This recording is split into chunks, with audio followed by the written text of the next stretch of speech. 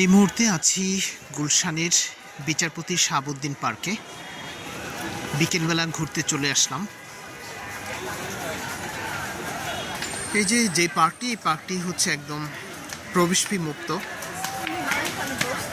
আপনারা ইচ্ছে মতো ঘুরতে পারবেন। ঢাকার প্রাণকেন্দ্র গুলশান 2-এ হচ্ছে এই পার্কটি।